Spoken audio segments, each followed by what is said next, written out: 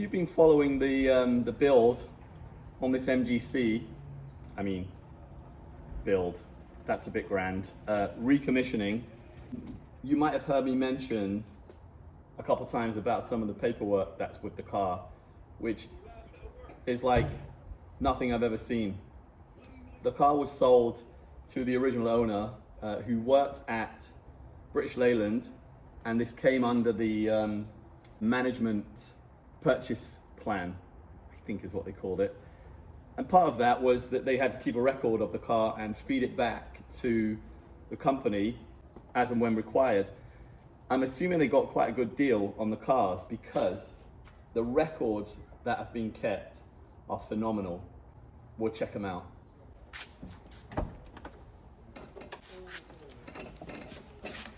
So, here is the log, which, just as a piece of automotive history, is incredible.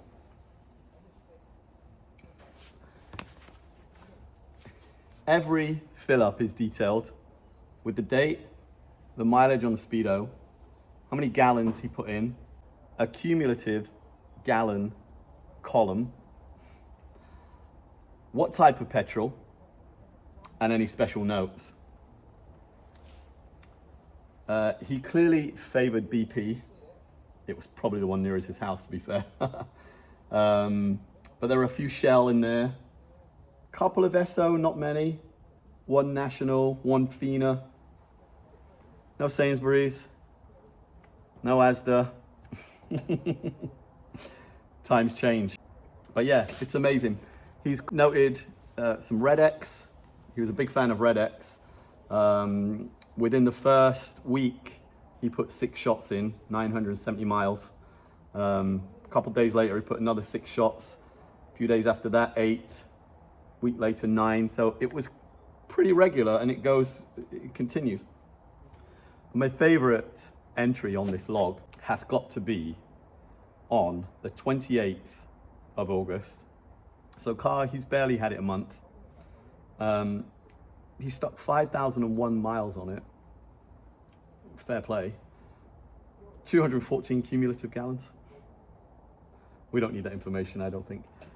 The special note. Look at that.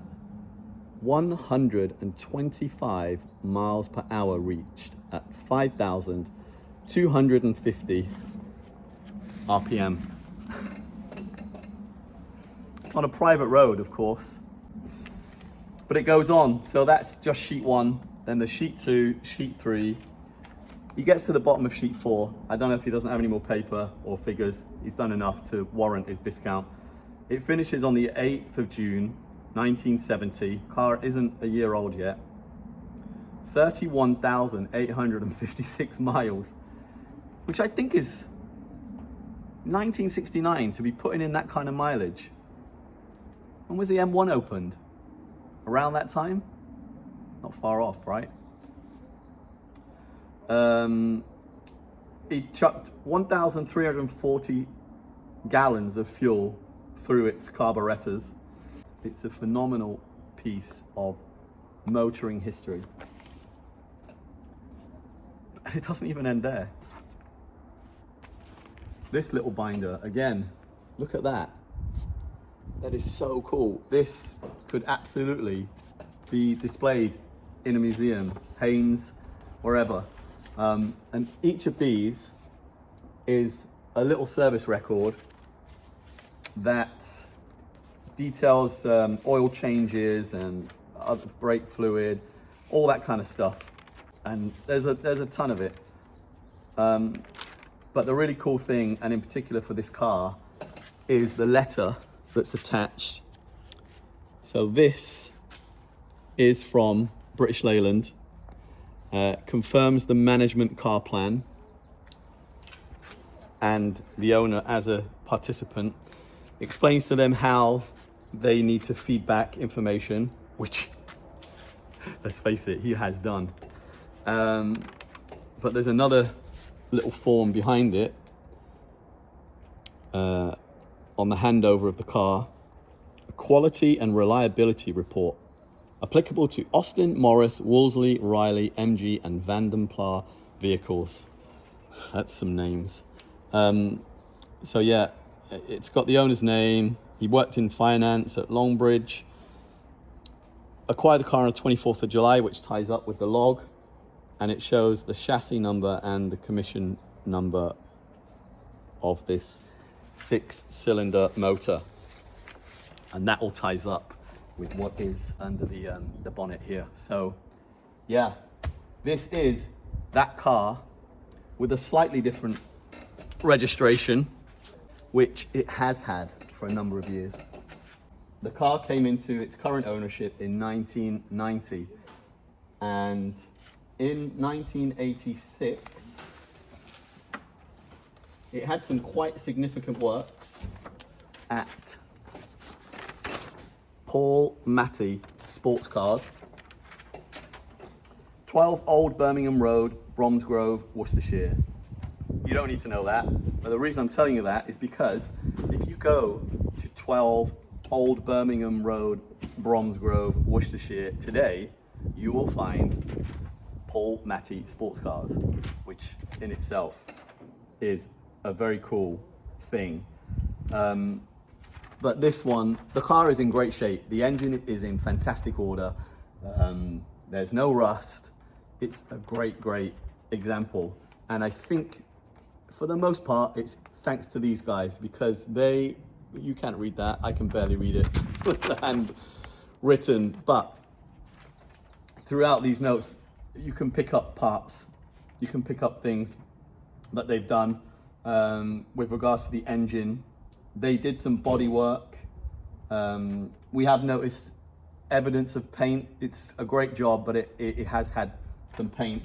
And most likely back in this point, 1986, so it's held up in great condition. So clearly done very, very well. But there's one note in here which also lines up with how it looks under the hood. Paint steering column, rebuild engine bay compartment to requested standard. Well, going by how it looks, that standard requested was very high. And I worked this out. The bill came to £1,552. And to take into account inflation in 2025, that was over £6,500 that this guy spent on his car back in 1986, when it probably wasn't worth that much, I'm gonna say. I know the MGCs were not the pick of the bunch in the day, but they certainly are now. 4,500 coupes made, so who knows how many are left, but certainly not many in this condition. And you're always welcome down here at Fremont Classics, where you can take a look around the car, take a look at the other things we have. We have ramp facilities, so you can get the car up in the air and you can see for yourself how good it really is. Thanks for watching. Oh, what am I supposed to do? My kid told me.